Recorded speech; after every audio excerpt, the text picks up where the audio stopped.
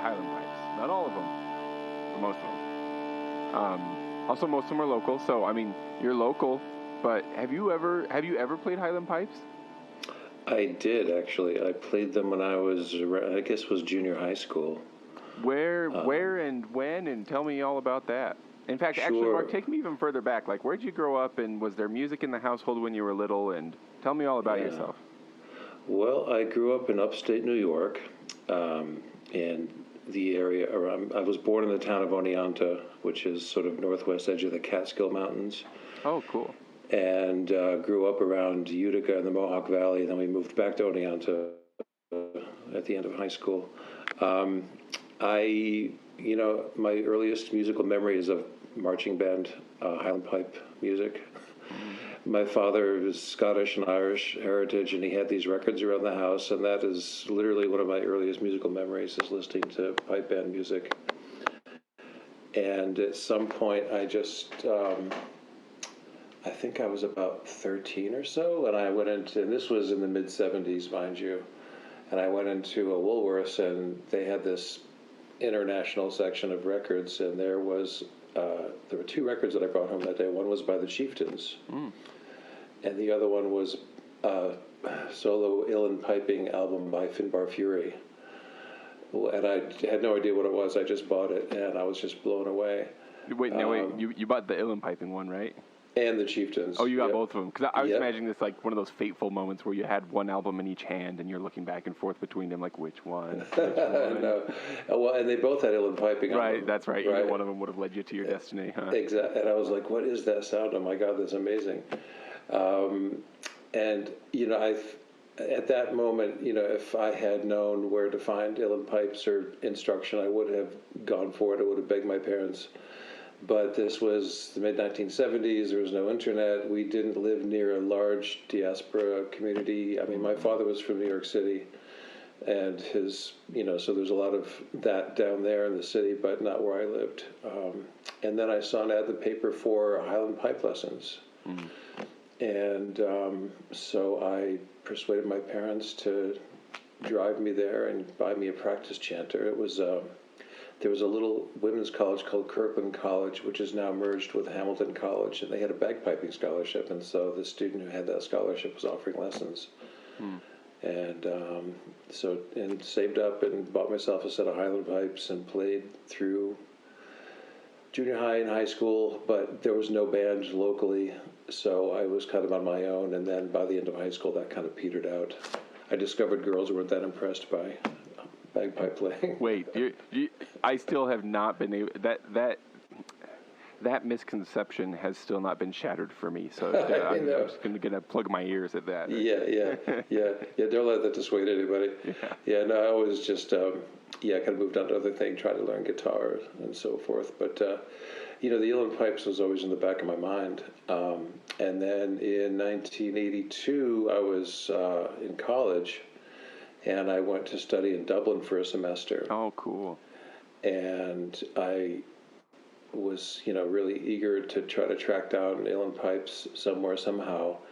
And there's a traditional music organization called Cultus Cultúra Éireann in Ireland, and they have branches in the U.S. as well, and they focus on getting music instruction for young people in traditional music, and they sponsor competitions called FLAs, and anyway, I went to their headquarters in Monkstown, which is just south of Dublin, and they were selling practice sets of uilleann pipes, which consists of the bag, the bellows, and the chanter.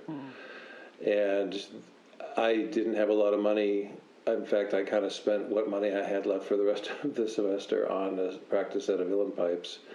You think to yourself, boiled potatoes for me the rest of the time I'm here. Yeah, kind of. Well, I wound up working in a pub because I needed to support myself somehow. I mean, I was living with a family.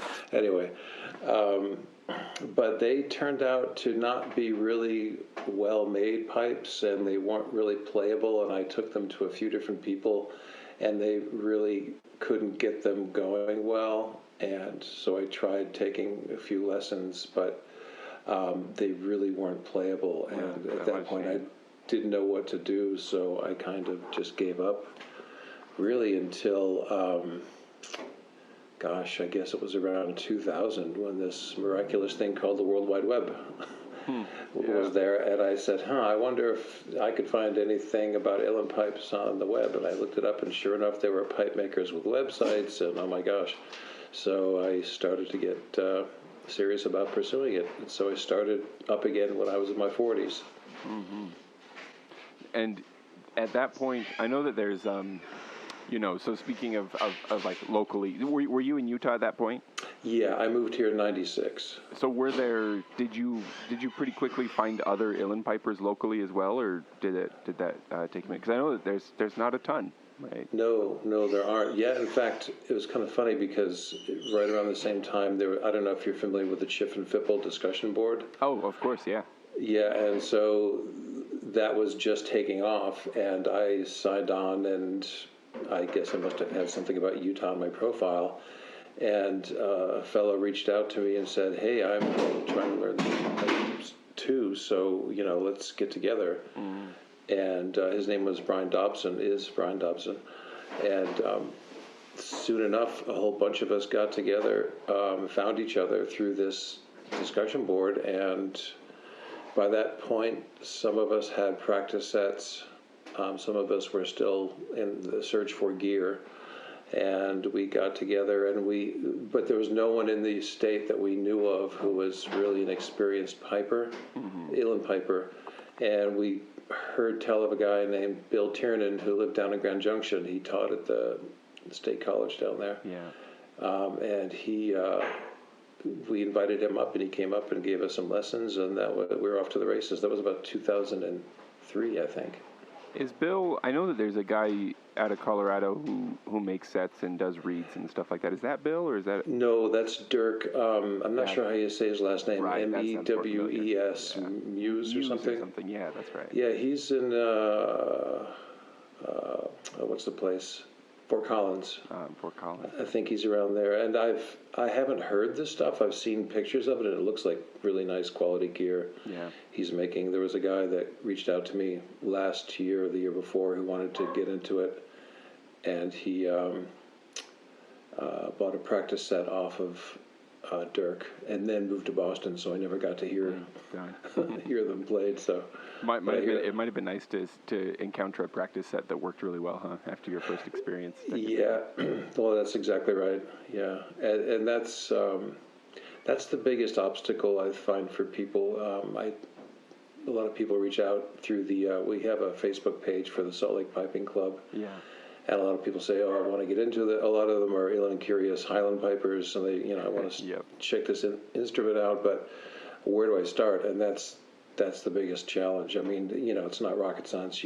Anybody can play the things, but it's a matter of finding a quality practice set from a reputable maker that actually works well. And of course, there's a whole issue of reeds and how well they do in Utah's climate and so forth. And that's the thing that usually dissuades people the most, I think, from getting started.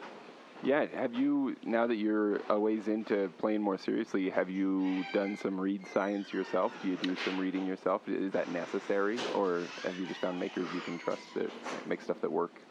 It's really a matter of, ideally, and one gets told this, to be a real uilleann-piper, you have to master the process of reed making, the dark art, as it's called, and I am terrible at it, and that's largely a function of the fact that I have never been able to invest the time into getting good at it, or perhaps willing. I would say that basically it takes a lot more time to become a good reed maker than it does to become a good player. Yeah. And, I have a job and family and all that, so I've just never been able to invest that kind of time in getting good at it. Now, there is one of the stalwarts of our club. He lives in Salt Lake, and he got really good at reed making. And so I've kind of leaned on him a bit, and my latest set that I've acquired is, I've had it since 2013, and the guy who makes those, he's one of the best reed makers in the world, and so far that reed has held up in Utah's climate, and I take it back east and it plays where it's humid, and so knock on wood, I'm okay for now. There's some people in California that, depending on who the maker of the pipes are, will read your chanters for you. Yeah. If you, there's a guy in Miami who does it. So, but yeah, that's a challenge. One of the challenges. That is one thing that is, right from the start seems pretty different between uilleann pipes and highland pipes. Where I plan on going through at least 6 or 7 chanter reeds on my highland pipes every year, depending on how much I'm playing. I guess, is that mostly down to it being a wet system versus a dry system that it wears out more quickly? Pretty much, yeah. I mean, because these are dry reeds, and the design, I mean, there's no standardization. I mean, I remember the days of highland piping. You could go rifle through a box of reeds, right, for your chanter, and get 3 or 4 of them, and one of them will work okay. Yeah. With the uilleann-pipe reeds, because they're overblown into a second octave, and the what's called the scrape. So I mean, everything about like the dimension of the staple, which is a rolled piece of copper tubing. Sometimes stock brass tubing is used. And the dimensions of the cane slip that's cut and the way it's scraped down, all of that has to be specific to that chanter design. And that chanter design in turn is based on whatever that pipe maker is using for a model. There are some classic makers from the earlier 20th century and from the 19th century that they base their designs on, and so it's almost as if the redesign, I mean, there's general parameters where they'll work in a lot of different chanters, but a lot of them are very specific to that particular maker and the way in which the bore is shaped in the chanter. So they're not transportable from one system to another necessarily. So yeah, they're just sometimes really super finicky. It's kind of frustrating. I've having looked at some highland pipe music pre World War I, basically. There is what you might call a little more like sort of creativity or like movement, like a little bit of overblowing and stuff like that. And I have wondered before, like, uilleann pipes. I am also an uilleann-pipe-curious highland piper, and the cost barrier is usually what has held me back. And I have wondered to myself before, like, is what we need to have a military engagement in which uilleann pipes are used that would force them into a standardized design, you know what I mean? Force it into a mass-producible thing, and then on the other end, it would come out cheaper, Yeah. Of course, it's hard to march with uilleann pipes because you play them sitting down. But yeah, I mean, and that's been an endless topic of conversation. And there have been various efforts, I think, to kind of standardize the production to some degree. Yeah. I mean, part of the challenge is that, so for the most part, we're talking about concert pitch instruments, which are pitched in D, tuned to A440, which is kind of the modern standard, and that only evolved in the 1870s, 1880s. There was a couple of brothers from Drogheda that immigrated to the States in the 1870s, the Taylor brothers, and they designed the first, what we call now, concert pitch bores, which are kind of the standard that you play in sessions and so forth. And they were designed to compete with other instruments in dance halls and settings where immigrants were gathered. And so they're louder, had a wider bore, larger tone holes. But previous to that, all the instruments from the golden age of pipe making up through the famine in the 1850s, they were pitched anywhere from B flat to C sharp, just depending on the maker. And they were really designed to be solo instruments. So there was, like I said, no standardization. I think now with there's some people that have experimented with computer-aided design and CNC lathes. I actually have somewhere a chanter that I bought from a young fellow in Boston about 15 years ago who was experimenting with injection molded chanters, and it plays really nicely. I saw Bagpipes Galore has a molded one that they sell. Yeah, I mean, there's what's his name now? Well-known Highland pipe maker in Scotland. McCallum, is it? Yeah, they just did an uilleann pipe with Fred Morrison. Is that Yes, that's the one. And apparently, whatever design he's got is dialed in and fairly standardized. I wonder if that must, because they're selling it, I was a little surprised at how cheaply they were selling it. I thought, they must have figured out how to get this onto one of their CNC routers or something. Yeah, I think that's what they've done because, the bore is so unique to each chanter design because they have to undercut the tone holes and like they have all these gauges that I've talked to pipe makers who make these different size gauges to measure precisely the bore of historic chanters to reproduce that sound. It's like trying to copy a Stradivarius. But he's got some design dialed in, and I've heard really good things about them. But the dark side of that whole process has been pipes made in Pakistan.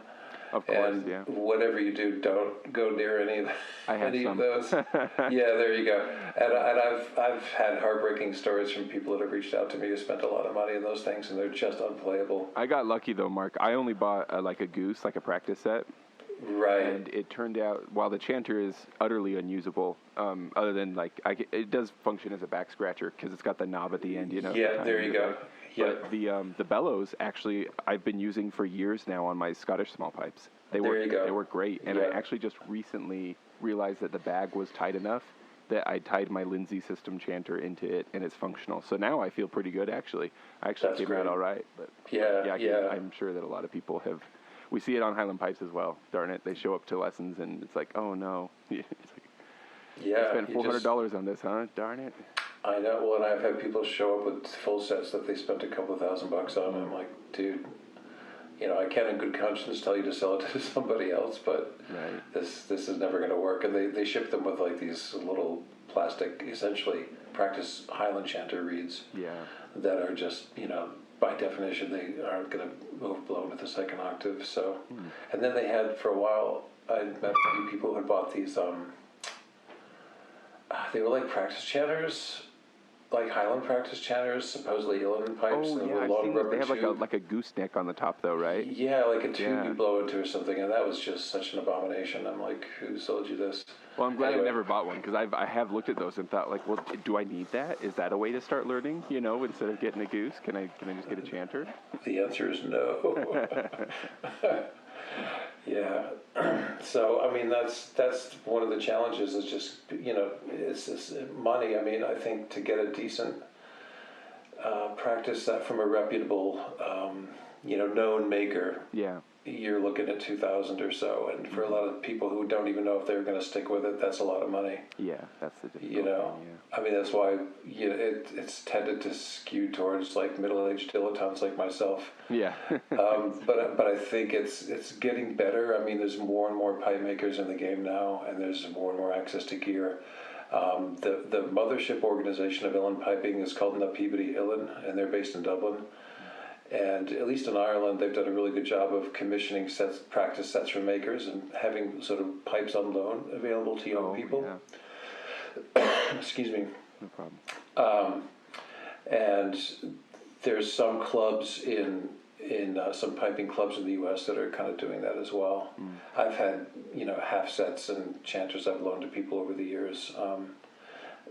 Biggest challenge for me is I'm not very good at reading them, so that's kind of a crapshoot.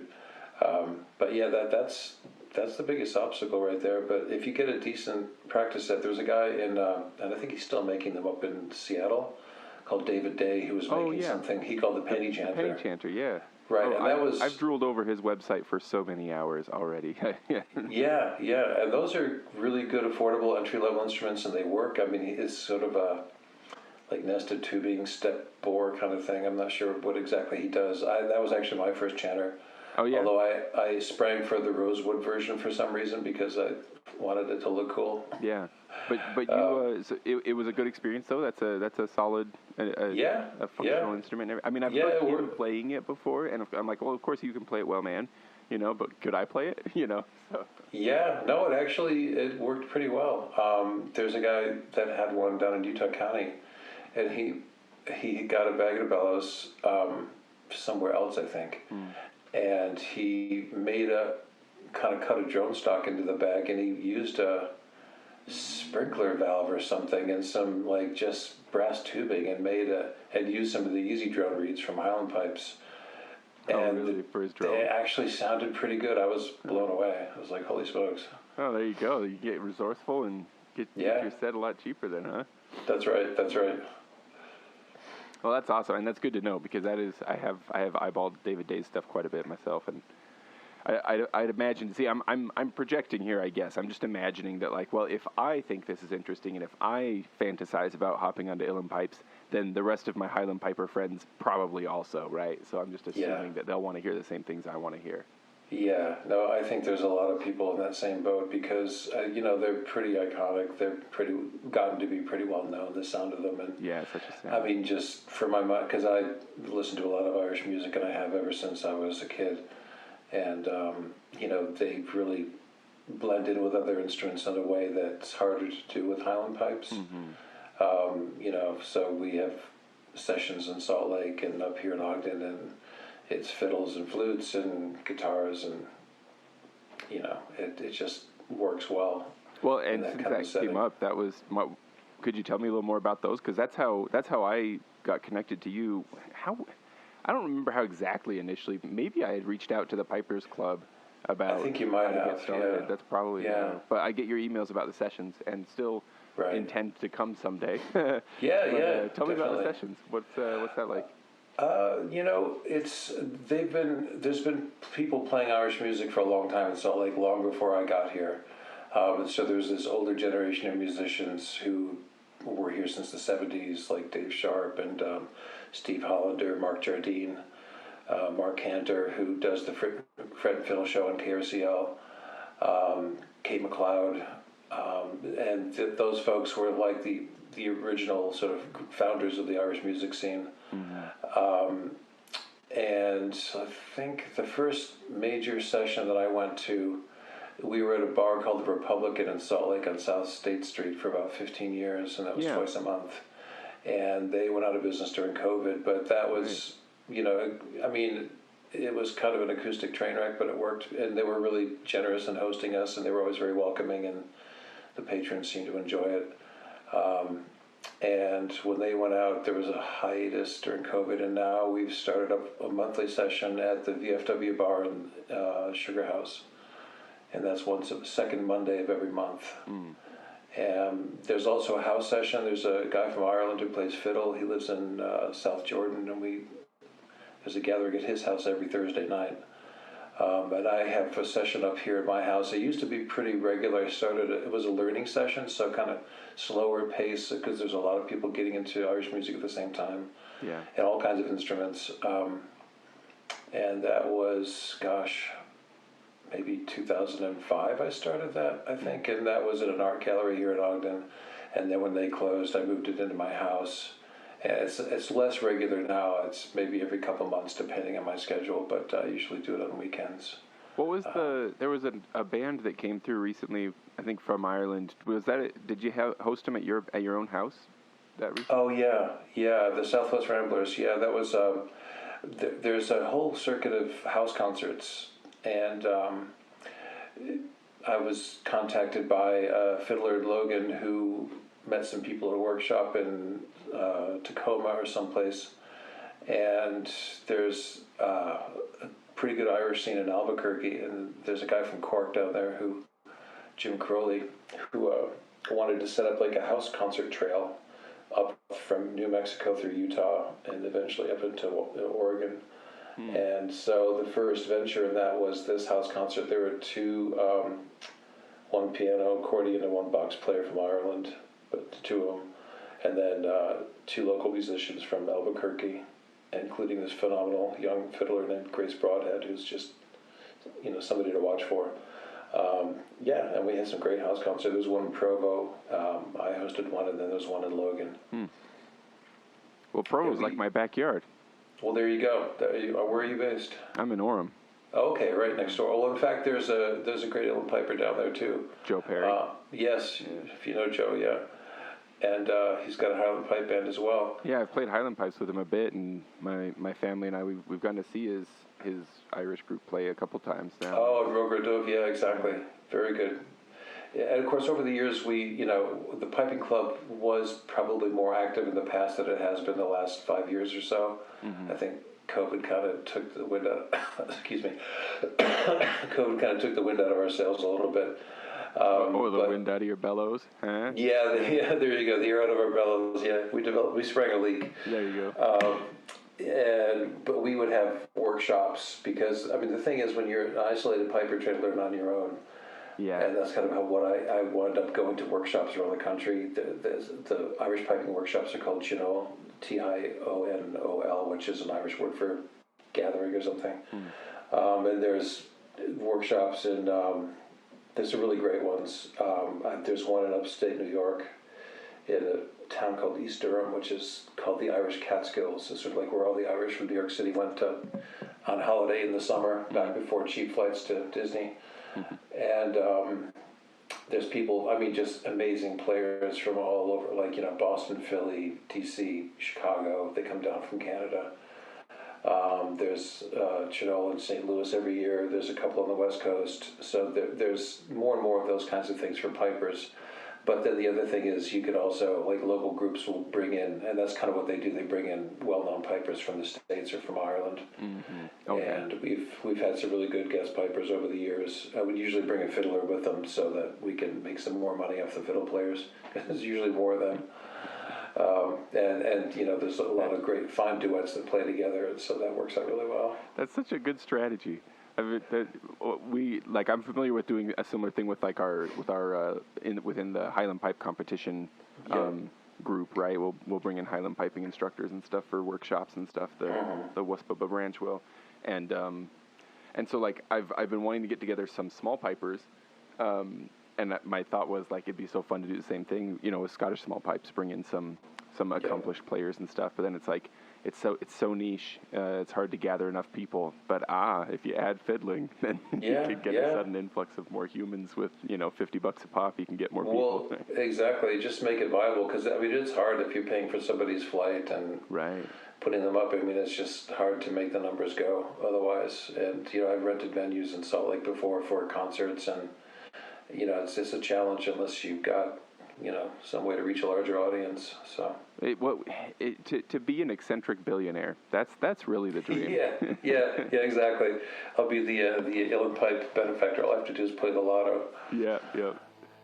Hey friends, sorry that this episode's coming out a little bit late. Just a bunch of crazy stuff going on, but happy to have it out. And just wanted to say real quick that Mark is a real trooper. This is probably the longest that any interviewee, sorry, I had to think about that for a second, that any interviewee has had to go between doing an interview and having the interview go public. There's usually a lag there because it takes me a while to do the post work and everything like that, but Mark's, I think, has been over a year. And anyway, I hope it's enjoyable. And the main thing I wanted to just say real quick with this note is that I've got a new design up over at bagpipeswag.com.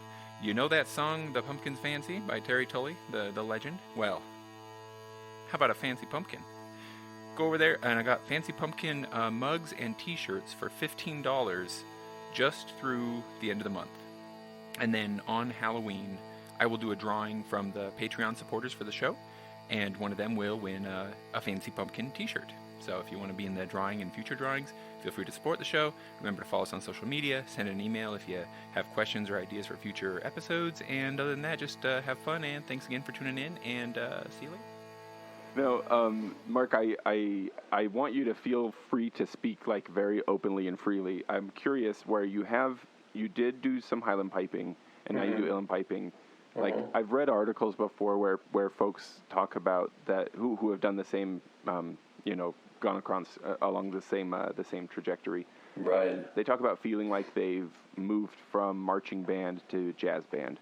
Like, and it's not to say that one is better than the other. They're different things, But like, what do you feel like is the difference for you personally, right, between the two styles of playing, the two instruments, that kind of stuff? Yeah, I mean, part of it is, like, I never had that marching band experience because I was never in a pipe band. You're always by yourself. I was always by myself, yeah. I mean, certainly the Highland music, the Highland piping tradition is much more regimented, literally. The book that my teacher used was the Scots Guards, and it was just like this note, that grace note, that setting. And so the idea that you can kind of just play the tune in different ways as you want to was kind of alien to me when I started doing this. And I started, before I got my first set of pipes, I just started picking up the whistle again because that's a great gateway instrument, because a lot of the ornamentation techniques are the same. But I mean, for me, it's fundamentally about the music.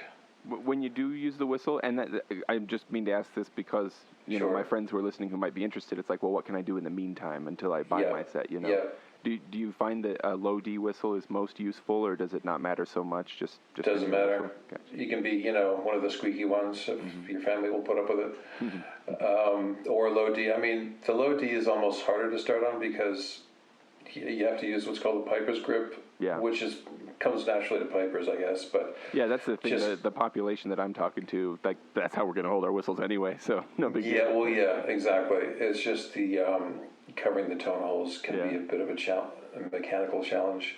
But it was there was a whistle player on the show recently, Sean, who pointed out that with the low D whistle, you could even use your pinky for the bottom one, and that gets you, I guess, even closer to uilleann piping, where you'd have your 4 lower fingers down to play a low D. You could. I mean, that would really wreck my head. I don't think I could figure that out, because I also play the flute, the Irish flute. Oh, of course. I picked that up a few years after I started the uilleann pipes, and partly just because there are some tunes that sit better on the flute than they do on the pipes.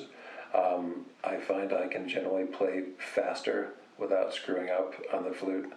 Interesting. And sometimes, pipes just aren't appropriate depending on the mix and the crowd and the acoustics. I mean, they're not super loud, but they can still dominate in some ways. And so it makes it harder for me to hear. Like if there's a fiddler sitting 3 chairs over, I can't hear them play necessarily. So it just depends on the music. But I mean, ultimately, it's just different. I mean, you have to be obsessed by Irish music. I mean, I tell people all the time, like, if you're not really into Irish music and you want to hear this and you're fully in love with these tunes, for God's sake, don't waste your time in the uilleann pipes. Get a real instrument that you can transpose to other genres of music in case you get tired of Irish music. Get a fiddle, whatever. Because you have to be obsessed with the music. And uilleann pipes, like Highland pipes, they're suited to play one kind of music. Yeah. And if that's not what you're driven to listen to and play, why would you bother? Because it's a bit of a challenge in a lot of time. So I enjoy the flexibility. You can play tunes different ways. You can swing it a certain way. The ornamentation is really a matter of individual taste. I mean, you can listen to reference recordings of great uilleann pipers, but I also listen to fiddle players and box players and flute players, and some of the versions of the tunes that I'll play are just based on that, because it's whatever the version is I have in my head that I've been listening to. And a lot of the ornamentation of the other instruments are actually imitating the pipes anyway. Oh yeah, that's a good point. Yeah. I feel like I've noticed that. Maybe I don't have a very good, well-attuned ear for it, but I feel like I have noticed that with fiddles at least, where it's like like the crayons and the rolls and it's the whole grace note thing, which they're called cuts in Irish music for some reason. It's a lot less complex than Highland piping, so that's for a Highland piper, that's the least of their worries. The one thing that people tell you is if you're a Highland piper, don't use the C sharp finger all the time to cut things, because it sounds really monotonous after a while. Like you're encouraged to mix up your use of cuts, and you can sort of lift the chanter off the knee and get different tonal effects, and there's a lot of subtleties to it, stuff that you can do with that instrument that you just can't do with the Highland pipes. Yeah, that's part of what's really intriguing, at least to me, is that you can, when you're listening to uilleann pipes play, it's not just a change in notes. Sometimes you get that like really cutting, like sudden. It seems like it's always at the lower end of the hand, at the lower end of the scale. It really slices through everything else. Yeah, barks and pops and vibrato and all this other stuff. I mean, it's all those little things that add up to okay, this person really knows what they're doing with the instrument, and they're often very subtle. Yeah. So when learning any instrument, it's a little messy, especially when they're like squeaky instruments, like fiddles, bagpipes, high whistles. These are some of the worst instruments to be in the same house while somebody is learning them. How did and how does your family handle your uilleann piping? They're actually fine with it. I mean, I think when I started, my youngest was like 4 years old or something, and it never bothered them. My cats hate it. Do they really? Yes. Yeah, the dog's happy with it, but the cats, they just flee. But it was never really an issue. It was just a matter of finding a little corner where I can play. I mean, I suppose sometimes it was a challenge because I like to play in acoustically bright environments, so like a hardwood floor in the dining room, for example. But if other people are doing stuff, it's like, could you please go downstairs? But it's carpeted down there and it's cold. I don't want to play down there. being ousted or ostracized to the cold. Yeah, exactly. Being sent to exile. But no, it's been. Everybody's pretty much embraced it. I mean, my daughter plays harp, and I've tried to get her to do more Irish music with me. She fell in love with Breton harp music, she tends to play more of that, which I don't. I play a few Breton tunes on the flute, but that's about it. Yeah. I've only recently become aware of the Breton. No, wait. I always mess this up. Is this Eastern Canada or Western France? Western France, Brittany. That's right. Yeah. See, and that's what I always mixed up. There was Cape Breton Island. Yeah, sure. Exactly. Which also has a unique piping, sort of like culture and history and stuff. And so I often get the two mixed up still, but both cool stuff. Yeah, exactly. The drone reeds I recently got actually came from Brittany, from Xavier Bourdeu, I think is how you say it. Oh, really? Okay. And man, I like these reeds. They sound great. Huh. He's an uilleann-pipe maker as well. He makes uilleann and highland pipes. And let's see. Xavier, Xavier is his name. He makes really pretty uilleann pipes. Interesting. I'll have to look him up. Yeah, it's a very French last name. Bordaux, I think is. Okay. I think he and his brother work together, but very pretty stuff. There's a few other French makers I'm aware of. And an Irish guy, Brendan Ring, who lived in France forever and makes pipes. There's pipe makers all over the world now. I mean, one of the greatest pipe makers is a guy in Japan, Makoto Nakatsui. Andreas Roge is in Germany, and he's been making fabulous gear for decades now. So it's really taken off that way. And the challenge, again, with a good pipe maker is that as soon as they get a reputation for quality, their waiting list jumps from like 1 to 2 to 5 years to... I mean, the set that I'm playing now, I waited 8 years for those. Wait, 8 years? 8 years, yeah. Holy moly. These guys stopped taking orders, like, I don't know, 15 years ago. Like when the wait list extended beyond their realistic lifespan? It pretty much, exactly. And then you just had to say, look, I actually got to know them. They're based in New York and Vermont, respectively. David Quinn and Benedict Kohler. Just kind of, they want to know that you're serious and you're actually going to play the instrument and not just, store it under a bed and try to resell it or something, I guess. But they just, once you get on the list, you just wait. And I had other pipes to play in the meantime, but they're just gorgeous. I don't deserve them, but I'll take them anyway. Yeah. This is minutia that we shouldn't need to do, but I should not have tried to spell Xavier Bourdeu's last name because I spelled it wrong. It's actually Boderiou.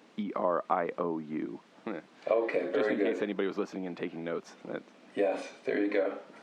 Now, the uilleann pipes, come in various. You can kind of keep adding regulators to them. What kind of set do you play at this point? I've got a full set in C and then a set in D. And so the first set I actually bought with drones and everything was a half set in C.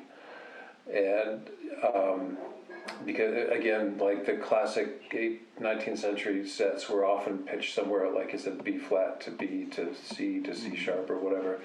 And there's been a real renaissance of what they call flat piping. These are called flat sets because they're like, lower keys than the concert pitch D. Right. I was just talking to a guy who was excited about his B flat set that he was going to get. Yeah, I mean, and they're like just a gorgeous buzzy sound off of them. They're just fabulous. You get on a wooden floor.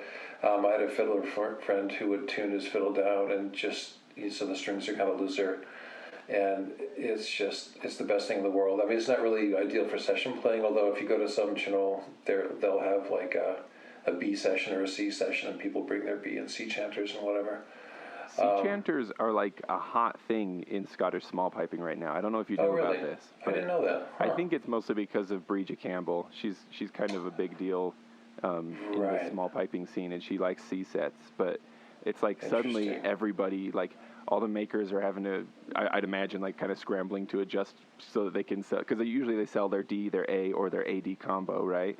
Yeah, and a lot of makers are adding C as an option, as a third option, or even as combo option and stuff. And I did wonder, as I kind of looked around and see this takeoff of popularity of the key of C in small piping.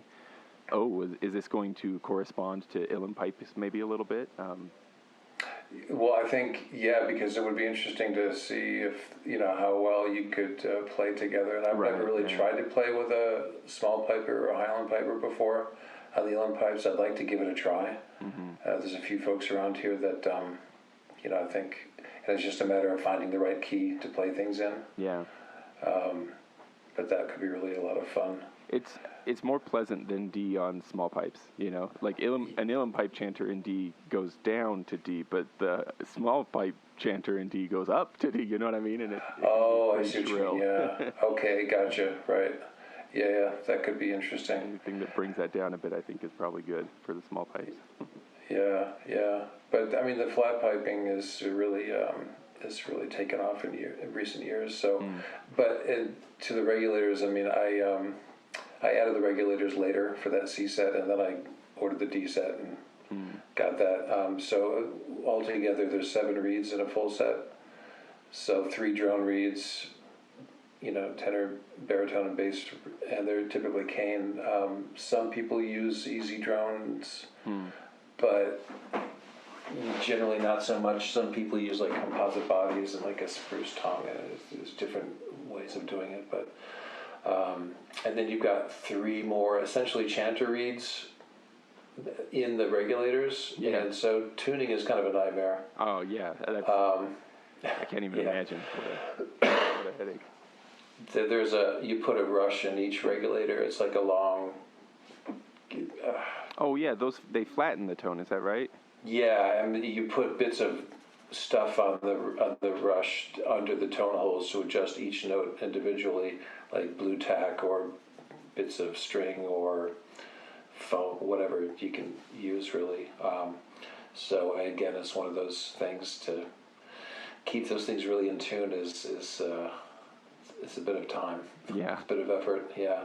I was surprised just from like watching uilleann-pipers play. I had been imagining that it would be like drones, like highland pipe drones, with a single tongue reed inside, and that the regulators must be opening tone holes that were further up the drone, so it would, so then the tone that was coming out was no longer the low tone; it was a higher tone instead.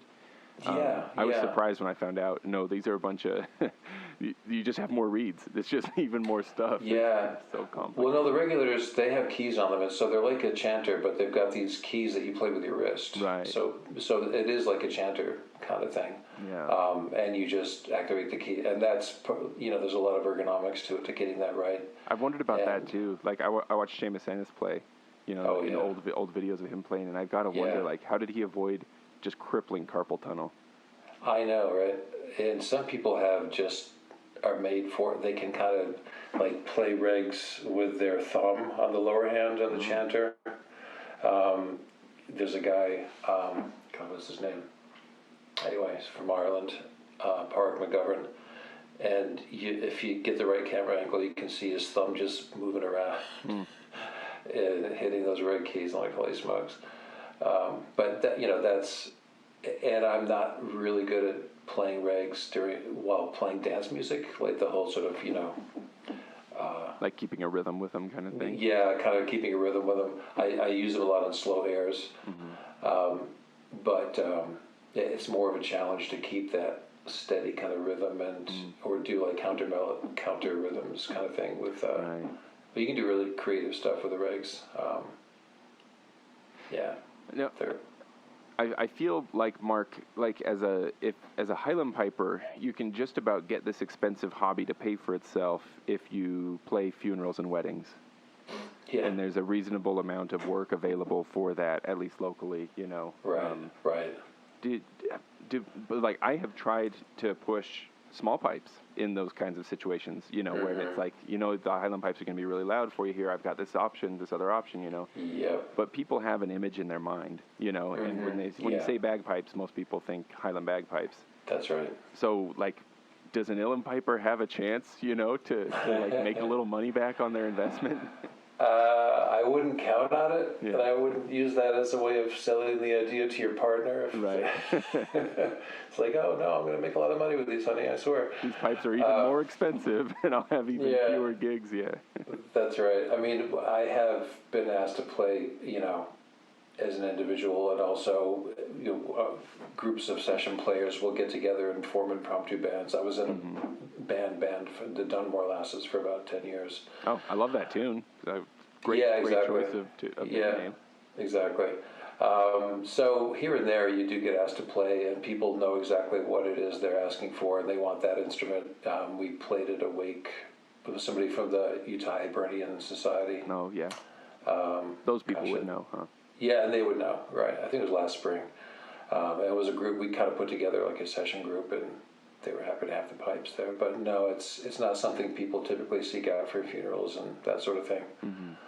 Yeah. Now, what about, speaking of money, right? If money were no object, is there a dream item or experience for you as an uilleann-piper that you think, now that's the piece of kit I would want, or that's the workshop I would go to, or whatever, if there was no price tag? Yeah, I think as far as like flat sets, there's a guy, he's originally Australian, he's been making pipes since the early 80s, I think. He's considered like the master maker of flat sets along the lines of some very famous 19th century pipe makers. His name is Jeff Wolf. And he's one of these guys that stopped. Basically, his order list exceeds any human's lifespan. Yeah. And so, if that was ever an option, and then once in a while, blue moon, a set like that will come up for sale. But like anything in C or B from Jeff would be just heaven. That would be my ultimate dream. There's some people that have there's a guy called Derek Gleeson in Ireland who. I think he trained with Jeff for a while, and he's making really fabulous flat sets as well. As far as experiences go, I actually got to go to, in Armagh, it's just over the border in Northern Ireland, there's a William Kennedy Piping Festival. It's every November, and I got to go fall 2019, just before COVID hit, and that was a lot of fun. Then they feature all kinds of bagpipes. Including Highland pipes, small pipes, border pipes. They had a guy there from, I think he was playing Macedonian pipes or something. Oh, really? People from France playing medieval bagpipes. A lot of uilleann-pipers, of course, and that's just a gas. That's a great festival. That sounds really cool. Yeah, and there's a big one in France too. What's that place called? I can't remember now, but it's another one of these international piping fests. I think that would be a lot of fun. Yeah. Do you feel like going to those kinds of events opened up your interest in even more? Like, are you now looking at like French musettes and stuff? Like, are you, or are you done? Have you found your stuff? I think I'm done. I can be mediocre on a handful of instruments or many instruments. Yeah. Well, I would like to get back into Highland piping, or at least explore. Like, I'm actually kind of small pipe curious because, I literally don't remember how to play the Highland pipes anymore. It's been so long. Yeah. I still have my practice chanter. I still have my original set with the old sheepskin bag, and they're all dried out, and they have the nasty faux ivory that's orange. Yeah. No, that becomes sought after over eventually though, because it's. Oh, is that right? Yeah, absolutely. I agree with you. It's like it's so ugly, but some people really seek that out. Oh, that's hilarious. It speaks to the age of the pipes, and so it's like it's kind of a badge of honor to be able to walk into the circle with that crazy orange color. Oh, that's funny. Yeah, they're Hardys, and then I had a Granger chanter from the early 70s, I think. I've still got the stuff. But I'd love to try some, like small pipes or border pipes or something like that. I think that would be interesting to get back into that. Yeah. Well, that's where I'm hoping this little group that I'm trying to kind of pull people together, because like we're all so spread out, but if enough of us gathered together, we could bring our pipes and be like, well, here's what these ones are like, and it gives all of us a chance to try them out a little more and look at them and decide what we want to buy, you know. Yeah, well, keep me posted, because I'd be very interested in joining in on that. For sure will. Now, I listen to a lot of Jarlath Henderson myself. Oh, yeah. Is he as popular within Uilleann Piping circles official than as he is for me? Because, like, you know, to some degree, like, I don't know for sure, right? Like, I know I like it, but he's a respected guy. Oh, yes, very much so. Yeah, in fact, he was doing some duet stuff with a smallpiper, or then maybe the guy played border pipes. I don't remember. I can't remember his name. He's played with Ross Ainsley a bit, and Ross Ainsley. I think he's played with Bridget Campbell as well. Now I think of it, having mentioned her just a minute ago too. Yeah. In fact, she was at that thing in Armagh that I went to. Oh, was she? If it's the same person I'm thinking of. I bet that would make sense. It sounds like, not that I know her or anything like that, right? But it sounds like, I know that a big part of like her recent album that she put out was that she traveled through, what was it? I want to say Romania, but that might be wrong. Traveled through, you know, the rest of Europe a bit, you know. Everything east of the British Isles is the rest of Europe to me, right? Yeah, so exactly. She traveled somewhere over there in that entire hemisphere of the earth and picked up some piping tradition and brought it back, kind of stuff. Yeah, that would make sense. Yeah, it's just amazing how many different types of pipes there are. Yeah. It's really fascinating. Well, on that note, any other favorite uilleann-pipers that you love listening to that you'd suggest that listeners, you know, if they want to listen to some more good uilleann piping, you know, that you'd recommend? Yeah, gosh, there's so many. I mean, you know, the old classics as well as up-and-coming pipers. I mean, there's like Seamus Ennis, you can't go wrong. Willie Clancy would be the two kind of greats who, you know, mid-early 20th century. And of course, we have lots of recordings of them too, which is fortunate. There's people who were like the original, one of the most revered pipers was Patsy Toohey, but he was playing around the turn of the last century up through the 20s. I think he died in the 20s, and so there are recordings of him that were made on those Edison wax cylinders. Oh yeah. So they sound kind of terrible. You have to really. You know, and some people have tried cleaning up the audio so you can actually hear what he's doing, but the guy was just unbelievable, like an absolute virtuoso, and he lived most of his life in the States. Isn't that kind of thing amazing? It makes you wonder, like, how many just amazing treasures of performance have existed throughout human history that we have no idea, you know? Yeah, just never got recorded, just lost to history, exactly. Yeah. As far as contemporary pipers go, so we've an old friend of ours in the piping club, David Power. He's been here a couple of times to Salt Lake. This Mick O'Brien, he's a lovely piper. Young and upcoming piper is Park Keane, and he just came out with an album and his father is a well-known piper, in fact, and so was his grandfather. And he's really kind of dialed in these older piping styles in a way I haven't heard a young player do in a long, long time. It's really pretty fabulous. So there's just so much out there. If you go to Bandcamp or something, a lot of them will sell their recordings on Bandcamp, and you just type in Uilleann and see what pops up, and it's just amazing. Yeah. I think I heard, I think it was Uilleann-Mark who said that, like, to get a really great musician, you need 3 generations of musicians. Yeah, right, yeah. If you go to Peabody Uilleann's website, and it's NPU, I don't know what the URL is exactly. So I'll look it up and put it in the show notes, so anybody wants to go there, they can just click on it. They have tons and tons of videos online, including instructional videos. They get, you know, well-known pipers who are passing through town to record tunes and, you know, like tune teaching. They have recorded loads of series of like public performances, mostly in Dublin, over the years. Pipers and also other instruments, and I think it's all publicly accessible. I don't think you have to be a member. I think they opened that up during COVID. And they did this great Piping from the Parlor series during COVID, where they would, you know, ask pipers around the world to record a few tunes. And I mean, there's just so many hours of fabulous piping on there. You could spend weeks and weeks just listening to that.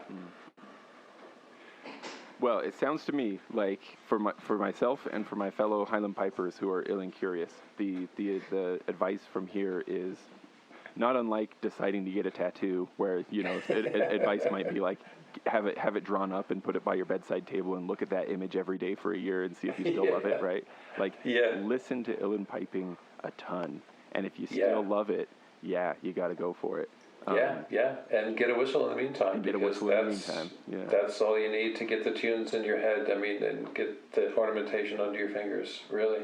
And actually, I don't know if I made this clear enough before, but there's, like, I'm sure any whistle would work, but I'll put it in the show notes again. There's a company called Lear Whistles out of Ireland that make it might be like a little higher quality than like your standard Fadog kind of whistle. Yeah. And they did give us a discount code, 10% off. The code is Heritage Bagpipes. So I'll put that in the show notes again, too. Oh, yeah. It was nice of them. So if anybody wants a little slightly fancier whistle, feel free to use it. Yeah, and whistles are like anything. You can spend as much as you want to, I guess. Right, yeah. There's a guy called Jerry Freeman who tweaks commercial whistles and improves them. Oh, that's 300%. a cool niche to be in. Yeah, and they play really well. They play as well as super expensive whistles. And I don't think he had a website, then he didn't. If you Google him, he's got information on that Schiff and Fipple board somewhere. Yeah. Anyway, Jerry Freeman, he makes some really nice stuff. I'll Google him too. If I can find a direct link to either his info on Schiff and Fipple or something, I'll put that in the show notes too for folks. Yeah, that's a great way to go too, because commercial whistles, some of them might be in tune, some of them might not be. Mm-hmm. He cleans up the airway, and it's really good stuff. Well, Mark, usually with these interviews, I kind of have it fade in on a set of drones and then fade out again on a set of drones. Maybe for fun for this one, I'll do uilleann pipe drones. I'll just get a sample from my friend Jeremy or something who has some uilleann pipes. There you go. But and no pressure to come up with something profound, right? But is there anything that you'd like to say, about music, about uilleann pipes, about anything, before we kind of fade out? I just say, if this is something you really want to do, don't be dissuaded. It may seem tough, but it's very doable. They're very accessible, and it just takes some time and dedication. That's all.